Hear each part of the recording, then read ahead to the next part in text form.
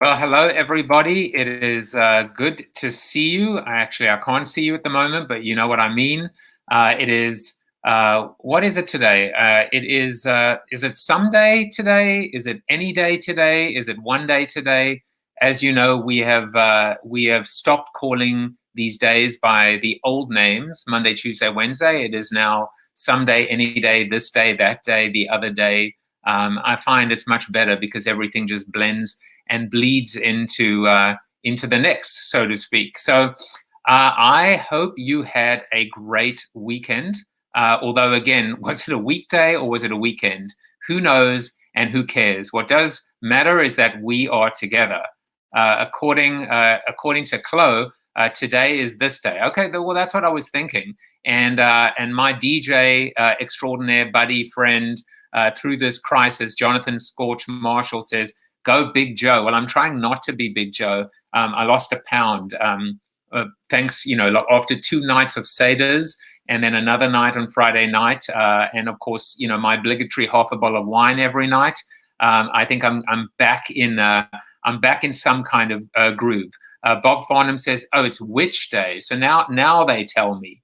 And Ritesh said he just watched a rerun of the 2015 Chelsea versus Spurs game on, was that the one when we won 5-3 or something like that? The fact that we won is good enough. I had a great weekend. I went out for a run, and today at the moment, it looks just awful outside. I'm on the third floor in the house, and I was legitimately afraid today. I was legitimately scared that some of the trees outside were going to fall over. They still might. I don't know why I'm like smiling about it. It was brutal. The wind is howling, and I was pretty scared actually. But I had a weird feeling as well, and the feeling was this idea that you. I complained about the shoes I wore until I met a man without feet. With all the stuff going on with COVID-19. You complain about all the different things, and suddenly I'm like, just give me a day without wind, and that is a victory for me, and that is a good day for me. A day without wind, a day without destruction outside. I was talking to my guest Peter Shankman before, and he was talking about he doesn't want to go out for a bike ride because what if his luck, he gets hit by a truck and now he has to go to hospital and there isn't the care or at least the prioritization. I had that when I went for a run.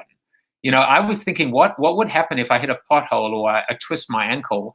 Who's going to help me? Who's going to come save me? What if there's someone running, on the opposite side of the road? Are they going to come and pick me up? No, don't pick me up. Don't touch me.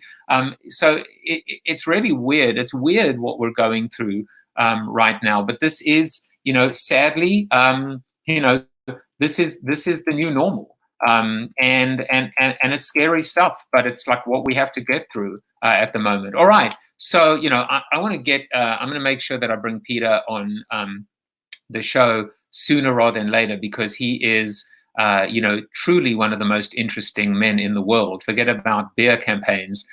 This is the man. This week is a busy week. We've got Chad Dick from Eat Big Fish. We're going to talk about the whole challenger ethos. Why is it important now more than ever? My good friend Shiv Singh, who wrote a book called Savvy. We're going to talk about fake news. Really important when a trending hashtag right now is Fire Fauci. We really need to be able to talk about that.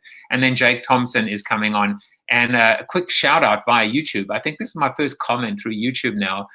Dr. Dave Bombach, Essential Services. At least that's what your wife says about you, apparently. Am I handsome? Wait until you see Peter Shankman, then you will see what handsome is. Let me tell you.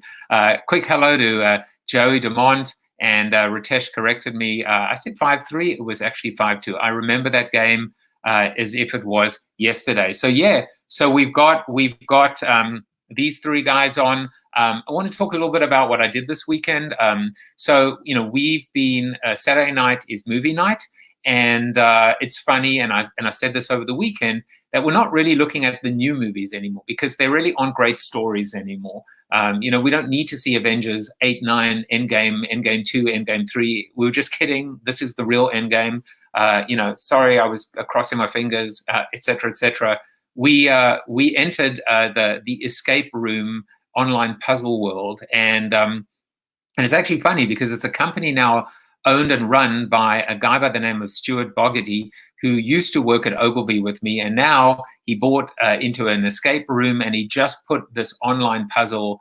And I did it with the family. I think it's meant to take 1 to 2 hours. After 3 hours, we call them for hints. But we had such a good time. He's selling this for $9, for $9.99, under $10. And trust me, I will put the link in the show notes. You guys should do it. It's absolutely awesome if you haven't done it before. And you can always call me, and I'll tell you exactly how to get through. So I will be your man on the inside for sure.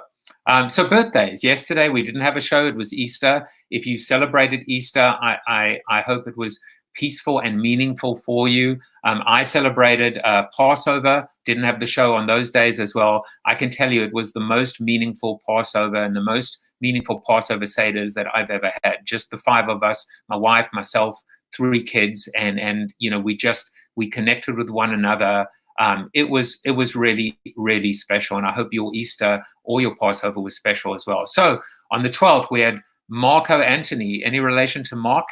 Peter Black, Bill Matthews, Chelsea, Kate, Murray, Dan, Wayne, and Johnny Savan, a buddy of mine from school in Cape Town. And then today, happy birthday to everyone celebrating birthdays today.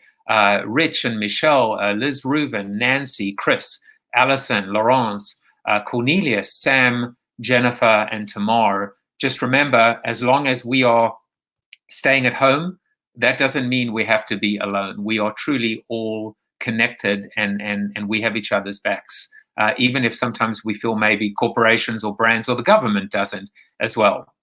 So we always talk about numbers. These are the numbers. Something interesting has been happening through Johns Hopkins is they're not showing the recovered anymore. I think there's still issues with respect to methodology and testing, etc. But what they are doing now is they're showing the total number of tested in the US. Because let's be clear and let's be honest, US is the epicenter of this entire virus right now. So we're up to 1.8 million cases globally, 117,000 deaths.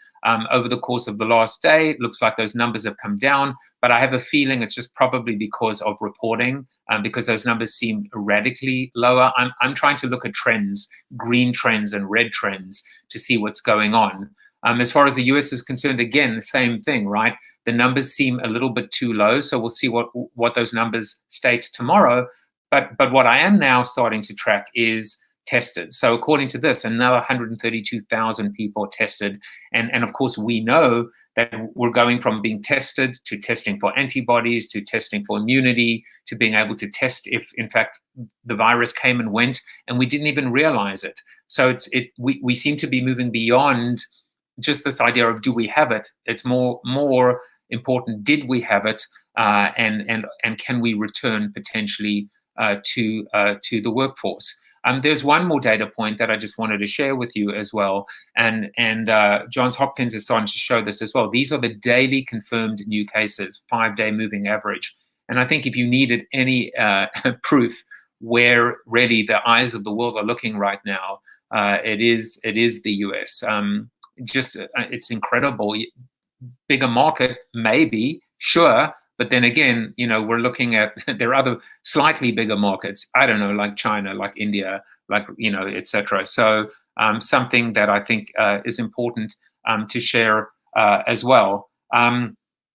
One more thing, actually 3 different friends sent me this article that appeared in Medium called Prepare for the Ultimate Gaslighting. Something that I think really speaks to, you know, my neck of the woods, right? The role of brands, messaging, propaganda, or maybe I should say proper brander in a sense, but all of the messaging that we almost feel we're going to need to see, or the messaging that's going to come and try and convince us that everything is normal, that everything is okay, that everything is back to normal, and how we're going to be able to deal with that, and what is real and what is not real. And you know, so what I'm doing with the show, because because I really can now, and it's a fantastic thing to be able to do, is I can give you my take on the article, but I can also try and bring the author of the article onto the show. So I've reached out to him through his website and through LinkedIn, and hopefully he responds, and I'll bring him onto the show and have a conversation with him.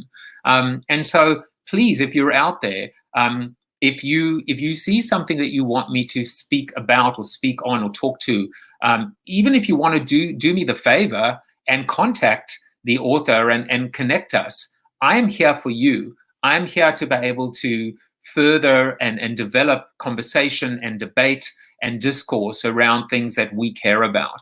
At the moment, it's still a bit of a potpourri, a smorgasbord, right? I'll sing to you, I'll talk about what I did this weekend. But ultimately, what I want to be able to do is talk about substance, talk about marketing, talk about business, and the business of marketing, the marketing of business, so on and so forth. So I'm almost ready to bring on the man of the moment, but a few different comments came up as well. Ritesh said, love that article, read it this weekend. And there's Wendy. Hello, Wendy. Happy Monday to you. It's not Monday, it's this day or that day. And Michael Donnelly, proper brander. I like it. Yeah, I just made that up right now. You would know that because it's so bad, I suppose. And hello to Stephen Rubin. And then a couple more comments. David Bombach said, testing 10,000 asymptomatic people to see who has antibodies will be very revealing. I wonder if that means you're testing them or maybe the hospital that you work at as well, or that's just going on in general. I think that's what you are referring to. But yeah, I mean, we've got to check, we've got to decide, and we've got to see what's happening. I had a friend that actually donated plasma, and I think whatever the count was meant to be, which is considered to be immune, let's say the count was 200, she was 2,000.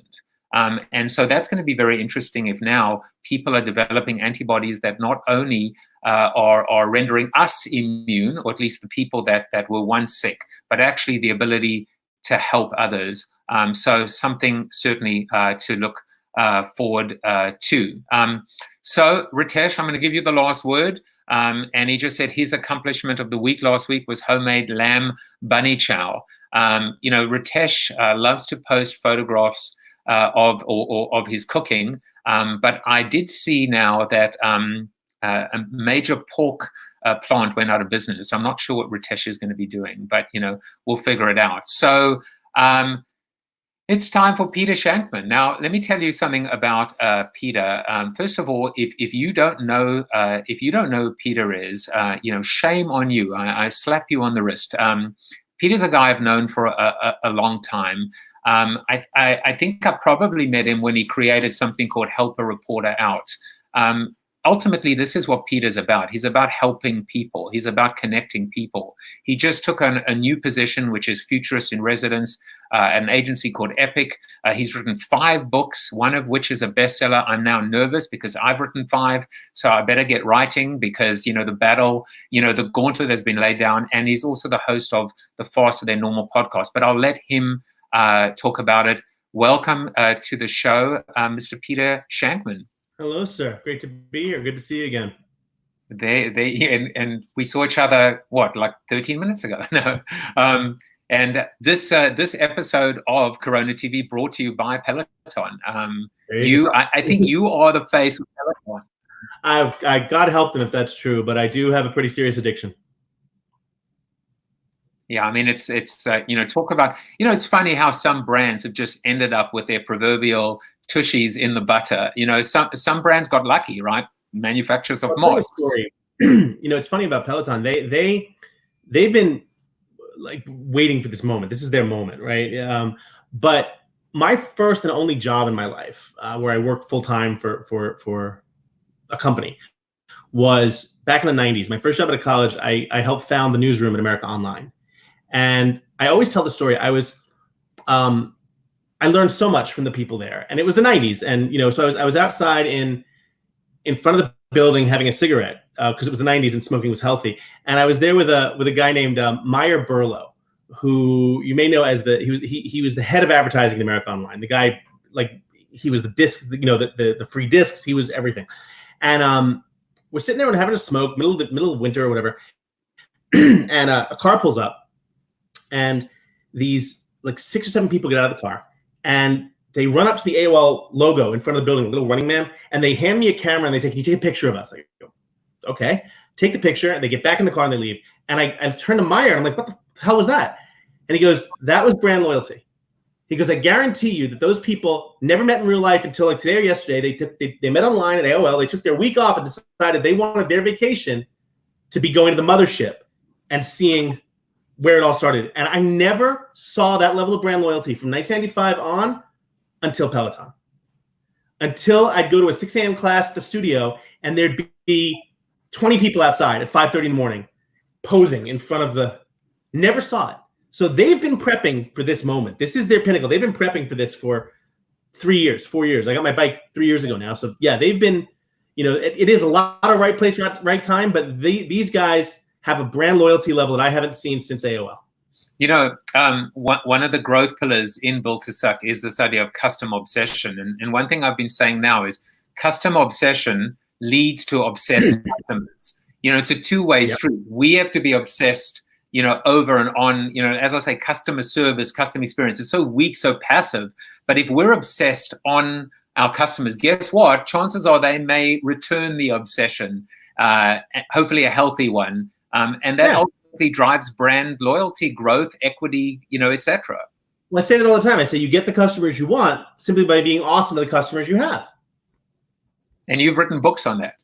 I have indeed, early enough, yes. So I want to take a step back and you're smiling, and I saw your beautiful daughter earlier, who I said could come on the show anytime. Also love your Instagram feed. When you're not skydiving, you're being a good dad. But I think the first question to ask you is how are you? How is everything going? You're in New York City right now. How are things going? New York is hurting. I grew up here. I was a born and raised New York City public school kid, and we actually have a name for us. We're called Boroughbreds. And we grew up here, and I grew up here, and I've seen New York like this one other time, and that was after 9/11.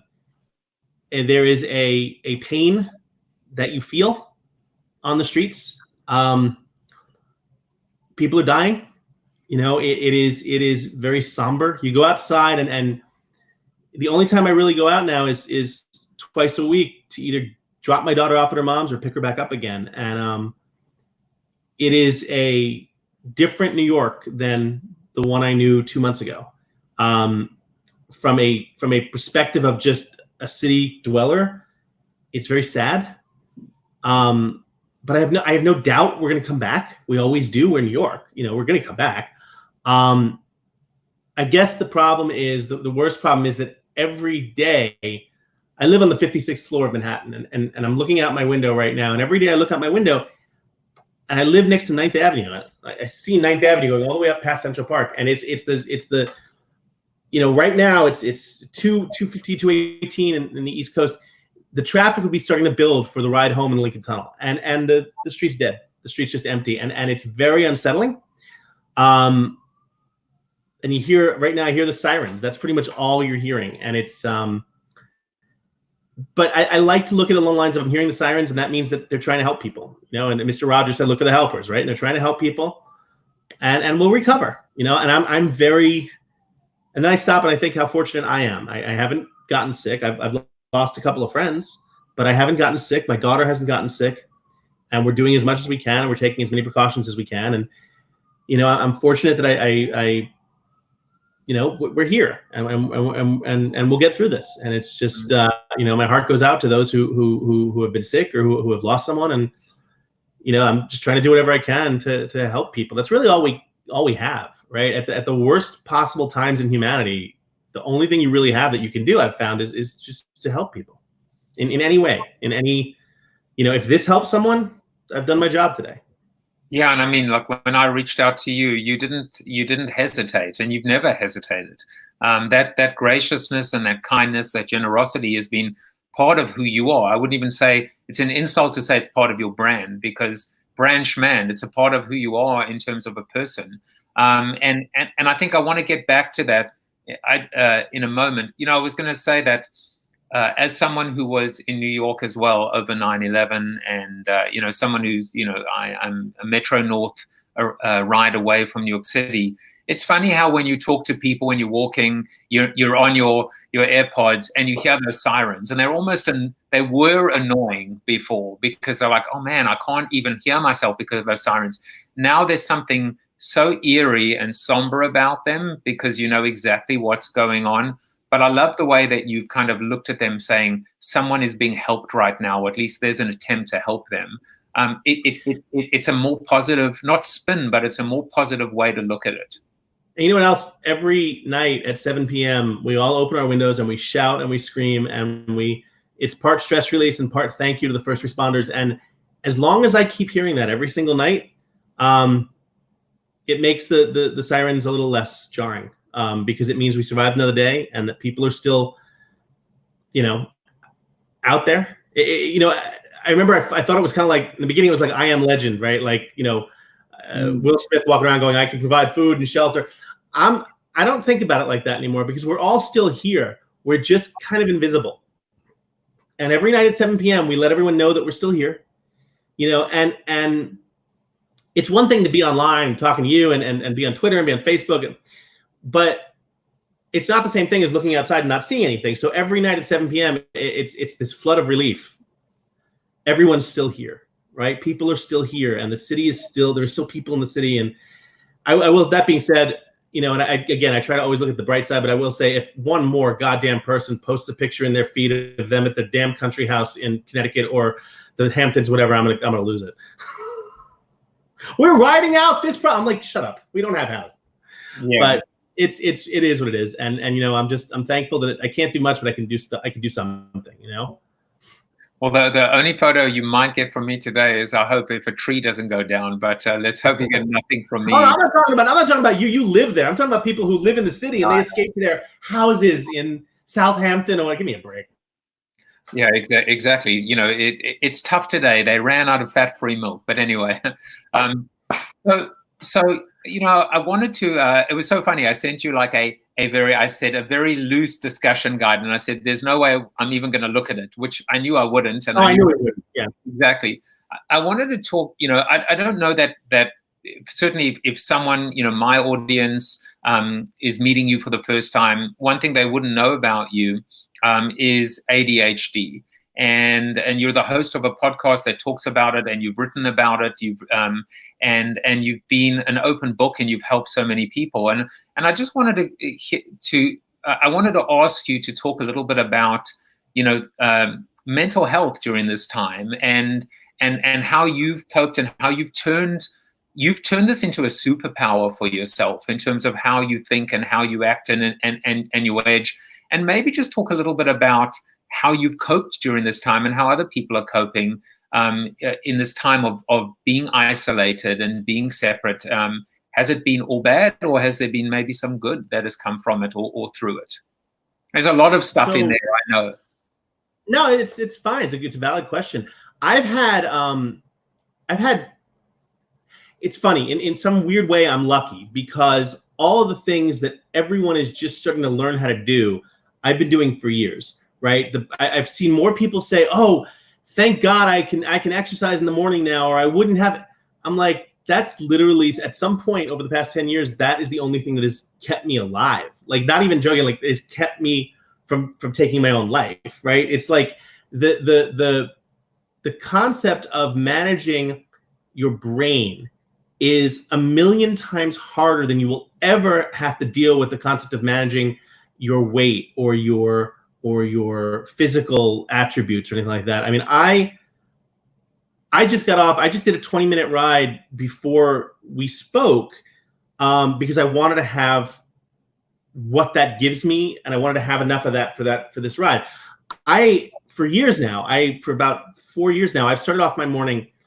I have automated lights, automated shades. My bedroom, my lights come on around 3:15 in the morning, and my shades go up around 3:30. So by 3:45, I have my bedroom is lit with quote unquote sunlight from Sylvania Lighting, and then I immediately get on either my bike or my treadmill, or I go outside and I run.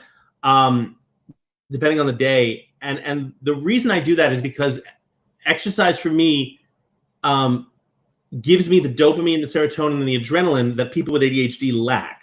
ADHD, the hyperactivity disorder part of ADHD, is not that I'm looking around because I'm bouncing off the walls. When I'm not focused on you, or I'm looking at something else, or I'm staring out the window, or I'm saying, "Ooh, shiny," my brain is subconsciously looking for something to excite me, to give me a hit of dopamine so I can focus again. Your brain, if you don't have ADHD, a person with ADHD, their brain just releases it. They just make it. Oh, you need some more dopamine? Here you go. We don't have that. And so because of that, I have to plan out how I'm going to get it. Some people take meds for it, which I'm not against. I'm not anti-med. I just don't think it should be a first line of defense. But so for me, I sleep in a pair of bike shorts and socks, and I wake up and I put my heart rate monitor on, and I'm on my bike 10 seconds after I wake up, because it's right next to my bed, and I get my workout in, to the point where my daughter has seen me on days where I haven't done it. She goes, "Daddy, did you ride your bike today?" I go, "No, honey, I was going to do it tonight." She goes, I know, you're not smiling as much. And so, exercise for me has literally saved my life, both mentally and physically. And it's just so funny to see people start to realize that now, and start to realize how when you're trapped in your apartment, even the simple act of walking down the street or walking up the stairs or whatever produces dopamine. And if you don't have that, it's amazing to see what people start to realize. Wow, I worked out for 20 minutes and I feel incredible. I'm like, that's what I've been saying for years. And so especially now, I am so reliant on the exercise and the data that I get from it, not only to make my ADHD work to my advantage, but to keep me happy and to keep me getting through this. And you got to realize, Joe, I'm the kid who, growing up, the only time I ever ran, right, was by pressing X on a controller. I mean, I did nothing physical. And about 15, 20 years ago, I had an employee of my first company that I started. She said she was a runner, and she forced me to go out with her and run one day. I ran about half a mile, nearly dropped dead. But I felt this thing in my brain. Holy, wow, I feel really good. And that was the start. My ADHD is a hair's breadth away from addictive tendencies, and I don't do things halfway. People with ADHD like me, I only have two speeds. I have namaste and I'll cut a bitch, and there's no middle ground there. So I have to exercise. I have to work out. My trainer, who I used to see 3 times a week in the city, we now work out via FaceTime 3 times a week at 5 a.m. And I just get it done. And I get it done because it saves me. And I'm not perfect. I will occasionally, instead of working out, eat an entire pizza. Because there is no leftover pizza when you're like me. There's the pizza. And but that's how you get through. And you try to do the best you can. But yeah, exercise has saved me. And I encourage everyone, if you're getting through this and you're on your own, and try doing something physical. It'll change you. I mean, I remember seeing your Instagram story. You were in the gym at 4:30 or 5 a.m. And this was at a time when there was no one out, because this was almost before that shelter in place, that lockdown essentially occurred. But you were there pretty much you were one of the last people, if not the last person, to set foot in that gym. And I saw you do it. And the beautiful thing about it, so many things are going through my mind right now. One of them is, I don't care that this is meant to be a 30-minute show. We can go 40 minutes because I just so enjoy talking to you. But one of the things is, you don't realize this is the opposite of the bad social media, where people are saying, "Oh, look at my life in the Hamptons, right, in Southampton, slumming in Southampton." You don't realize the people you touch when you inspire and when you help and when you actually put that energy out and that message to the world. And I have to say, Jason just said, "Wow, I have ADHD, and this is the most true fact I've ever heard," and can relate to. Wendy said she was spinning for nine years at 5 a.m. and then the place shut. Wish I could afford a Peloton. Wendy, if you listen to the episode with my sister, you can subscribe to the Psy Club if you have a spinning bike and do it yourself, or look at some alternative. Yeah, Peloton's giving the app. They're giving full access to the app free for 90 days. There you go. So that's another option. And Steve said, thanks, Joe. This interview is amazing. The reason why the interview is amazing is because Peter is amazing.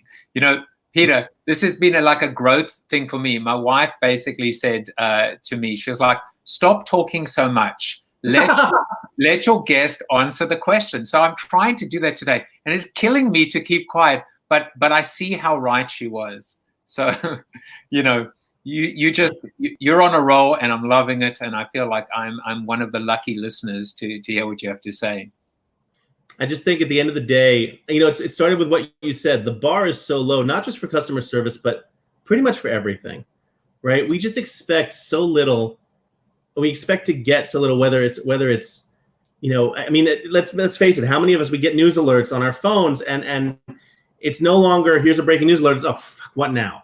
You know, and so there's so much crap out there and so much bad news and so much, you know, hostility. I don't see the point in trying to join that. I'm just doing my thing. And if my thing happens to help people, then that's a win, because I just believe that you get more out of the universe if you put good stuff into it. That's literally it. And I know it sounds hokey or whatever, but I don't see the point in being negative. There's so much negativity out there. We can find it easily. I just try to be positive. And that's not to say I don't have bad days. I have shit days, like a lot, but you figure out how to get through them, right? And whether I exercise again, or I just hug my daughter, or I hug my cat, whatever it is, you try to let it pass through you, because life's just too short. I really believe that life's just too short. I guarantee you, I lost 2 friends so far to this horrible virus, and I guarantee you that if either of them were given their time back, you'd never see them upset again, right? I don't know. I mean, maybe I'm full of it. I don't know. I just think, you know what? As a bit of a joke on April 1st, I announced that Trevor Noah would be on my show, and almost every day since I've said, oh, Trevor's going to be on. Oh, I'm sorry, he just called, he canceled. I have been tweeting him, and I've also been emailing the folks at CAA and his PR agency. I haven't got a single response. I'm not giving up on my countrymen coming aboard. But what I did do yesterday when I went for a run, I started listening to Trevor Noah's the interview on Howard Stern.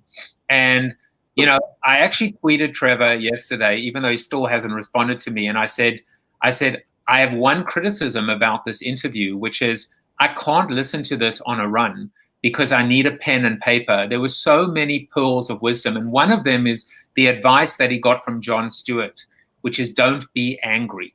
Don't be angry. Life is too short to be angry.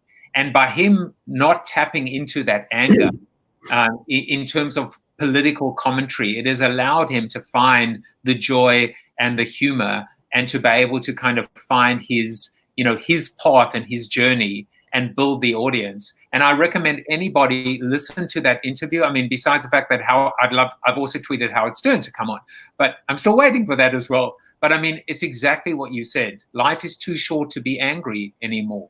Maybe that's one thing of this. I'll take it a step further. There are so many people out there who are that if you're just slightly better than that, you're going to win all the things, right? I talk about my M&M's trick on the airplane. You know, back when we all used to fly, I don't get on an airplane without a 1-pound bag of M&Ms. And when I get on the plane, I give it to the lead flight attendant, who's very confused until she realizes that I don't want anything. I'm just giving her M&Ms. And then she proceeds to share it with the rest of the flight crew. And then 300 more people board the plane, and they're all greeted by smiling, happy, chocolate-filled flight attendants. And I've just upgraded the entire flight for everyone, and it cost me $10. And if that's to me is one of the best things I can put out in the universe every single time I fly. And it's so easy, right? And if that's all it takes is a $10 bag of M&Ms, think about how low the bar must be, right? So the simple act of a smile could be more than most people get all day. And so if you can't do that, why are you here? Yeah, exactly. And people are so engaged right now on Facebook. Michelle Stearns was waving, and and Jonathan jumped on the hashtag Where is Trevor? David Almano, all the way from Chicago. Hey, David, my Las Vegas workout buddy. I think I need David on the show as well. You totally need David. David and I had a funny story in that we were at the Adobe Summit last year as Adobe Insiders, and we get to the gym at like 5:30, and it's the only place in the world where the gym doesn't open until 6 is Las Vegas. And we're like, what kind of a world is this where the gym doesn't open? We realized because they can't make money in the gym. Finally, we were actually, last night, my wife and I had virtual cocktails with our friends, with the Bombacks. Dave was commenting earlier through Zoom, and we were actually talking about what the long-term implications are going to be in Vegas. Like, will Vegas even reopen? We kind of had some, jokes, which is, someone on a poll, I guess they'll be wearing a face mask. They won't be wearing anything else. But we're like, this, how it's gambling, porn, and direct marketing that are always first to innovate. So I guess they'll figure out a social distancing solution. But in all seriousness, I mean, it's, this is an entire city, an entire industry that's going to have to adapt and evolve. Don't ask me why, but I have several close friends in the adult industry, and I can tell you that they are not at all concerned. They're going to be coming back with a vengeance. That is, the things I would worry about most would not include porn or Vegas. There you go. So by me being a little quiet today, my wife has just commented saying it's working. So, happy wife, happy life. Joey said, you're amazing. Thank you. And I mean, did you need to be told that? But no, I'm kidding. The more ADHD you have, the more imposter syndrome you have. So it's certainly always nice to hear. And when thank you, Bob. You're awesome, so transparent. And my friend Lauren Kaplan said she needs a Peloton. Peloton is the thought of a spinning class with 40 people schwitzing and exhaling in a small room terrifying me. I guess that's the new escape the room right now. So one of the things that's really interesting is that when I get off the bike, I realize that I've done just as hard of a workout, but I'm not surrounded by 40 other sweating people. And the irony is that 6 weeks ago, we couldn't have cared less, right? So, but that point gives me hope, because the fact that we couldn't care less 6 weeks ago tells me that we're going to get back to a point eventually where we're not going to care again. So either we're going to have a vaccine, I'm talking maybe a year, maybe more, but we're going to come back. It's not like people shoved exercising in groups down people's throats and forced them to do it. There was a connection there. People took it because it made them happy. They liked being with other people. We're social creatures by default, most of us. And so that's not going to simply disappear. It can't. We're going to see a very large switch to digital and to being able to work, to exercise in groups by ourselves, right? If I were buying, and I am buying stock, if I bought more stock in Peloton, I have no connection to them other than the fact that I love them and they know who I am, and I own some of their stock. But I've been buying their stock nonstop. I've been buying Amazon stock nonstop. The companies I'm interested to see what happens with are companies like Dave & Buster's, right? Dave & Buster's is not a mandatory thing. Exercise is mandatory in some capacity. What's Dave & Buster's going to do, right? Disney Plus estimated 60 million subs in 5 years from when they launched 6 months ago. They're hitting that number next month. So, there are a lot of winners here. And a lot of people are going to have to shift. And a lot of companies and tractions they're going to have to shift. And I think it's doable. I really do. From a business perspective, the coolest things ever and the biggest companies ever all came out of situations like this, right? If you look past what came out of the 2008 financial crash, if you look at what came out of 9/11, it's a question of getting situated and looking past this and saying, okay, where are we in 3 months, 6 months, 12 months? As a futurist at Epic Marketing, that's what I do. And I've been thinking about this stuff nonstop. It wouldn't surprise me if we start to see a push towards a 4-day work week, right? With a 5th day optional type thing. So we're going to see a lot of fascinating changes, and I'm excited for it. It sucks what we're going through, but I'm excited for I have hope for the future. I really do. Yeah. And then of course, I mean, there are industries like the cruising industry that is, I mean, I just don't know how they come back from it. And maybe the best thing for them to do is almost accelerate their own demise in order to figure out some kind of a pivot, because taking a hand up from the government is not going to, they've gone through PR nightmare after nightmare after nightmare, from salmonella and now almost being a captive on the actual cruise, to what happened with that poor grandfather, or just with a poor child, I guess. That is a tough industry. I had Andy Stewart, the CEO of Norwegian Cruise Lines, on the podcast a couple of years ago, and he was talking about innovations that the cruising has gone through. And I think that one of the things that if they do want to come back, I think we're going to see some innovations in healthcare and have that merge. I always think back to Star Wars or Star Trek episodes, Star Trek Next Generation episodes, where Dr. Crusher takes a wand, waves it over you, and is able to see immediately what's wrong, right? Okay, this bone's broken, you have a fever, this, that, just by waving a wand. And that's not really so far off. I mean, our cameras, imagine if our cameras can take our temperatures, right? Things like that. Then if that's the case, then imagine a bar, as you walk out of, as you land in Tokyo and you walk into immigration, your temperature's being taken automatically, right? And we're okay with that now. So I think we're going to start to see things that we used to think of as invasive that aren't as invasive anymore in our mindset, right? I'm not saying that's going to save any industry, but I think we're going to become more accepting of things like that, in terms of, okay, yeah, that's the temperature reader, or that's, whatever it is. And I don't know enough about medicine to know what that's going to be, but I think that we're going to see more of that to try to preemptively prevent these things in the future.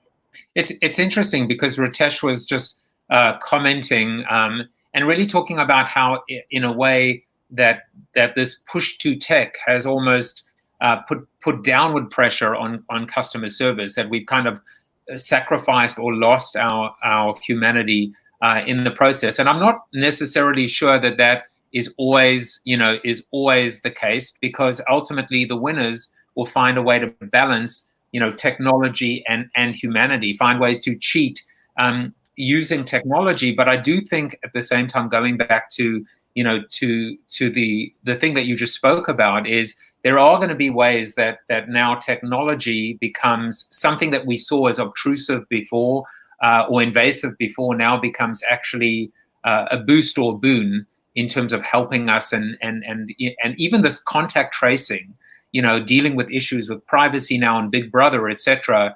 Wouldn't it be a lot more helpful to know if, God forbid, you are infected with something, who you've been in contact with, and figure out a seamless way to be able to get the message out?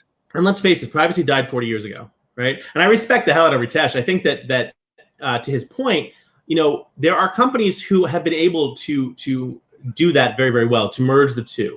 I look at a company like Verizon, right? I cut the cord about a month ago. Star Internet finally showed up in my building, and it's amazing, $50 all in. And canceling was a nightmare, right? Canceling Fios was a nightmare. And you go online, you hit this button, and you have to call this number, and then you finally have to talk to someone. And I get that they do that deliberately, but what they don't realize is that that's a bad use of tech and human services. If you look at the concept of, I hate talking to people, right? In a perfect world, I'd be able to do all my business, phone, cell phone, whatever the heck I have to do, flights, without talking to people. And companies that understand that and give me that option, but also have a person available when I need them, those are the ones that are going to win. I don't mind if you go all digital. Just make sure that when I specifically have a problem, you're there. Do that together, and you're going to have a win. So we are, listen, please come back. That's the only thing I can come back. But we are, as always, because I want to give our little Zoom crew 15 minutes, hopefully, with Peter. So if you want to ask Peter a question, I'm just going to be quiet on the after show, much like I have been, or trying to be now. But really, take an opportunity to hang out with Peter until about 3. Peter, the most important thing that I always like to end with is, and it really is so natural to you because you're all about helping. What advice would you give people out there, whether they're, they were keynote speakers or public speakers or writers or consultants, freelancers, part of the gig economy, or anyone, quite frankly, that are suffering and struggling right now at home? What advice would you give them in terms of what they should be thinking about or doing, or just that boost that they need now and hopefully coming out of this? I think a few points. The first thing I'd say is, if you're not taking care of yourself first and foremost, nothing else is going to matter. So even if it's, I get that people are worried and concerned. I am, everyone is. But there's no excuse to stop taking care of yourself, even if it's something as simple as making the bed one day, right? Getting up and doing something. Physical activity, eating healthy. This isn't an excuse to raid the fridge. I actually have a sign when you open my refrigerator. It actually says you're not hungry, you're just bored. And I put that up last week because, that's where we are. But so the first thing is take care of yourself. And the second thing, no matter what the crisis, there are always people in the world with resources. Okay. Knowing that, understand that people with resources tend to distribute opportunities to people they trust. How do you become trusted? Offer help. Not enough people offer help. Put help out into the universe. That makes you trusted, and people with resources tend to offer opportunities to people they trust. Well, it's beautiful. Not only is it beautiful advice, I'm taking it straight to heart as well. It's why I created CoronaTV. It's what I'm trying to do right now. People have asked me, how do I intend to monetize? I go, I'm not worried about that right now. In fact, Peloton just sponsored this show for free today, and God bless them. You realize when this crisis abates a little bit, the Corona beer is going to send you a C&D without like 5 seconds hesitation. Yeah, don't worry. And when they do, I'm going back to calling this Jaffe Juice TV, which is so that's my gift. My gift is I did about 150 episodes of Jaffe Juice TV, and then I just stopped for whatever reason. I was going through work challenges, etc. And guess what? It's back. So Susie Weitzman, you have the last word, and then I get to thank Peter. Every day brings love, light, and energy to my life. It may sound cliche, but it works for me. I have no doubt that Peter has brought that same love, light, and energy to all of our lives. Peter, thank you so much for coming in and being a part of this. And hopefully you'll spend about 50 minutes with us on the Zoom link. And for everyone else there, as I say, even though it's the Jerry Springer line, take care of yourself, take care of each other. And of course, I love you guys. And I will see you tomorrow. Take care. Bye. All right. Bye-bye.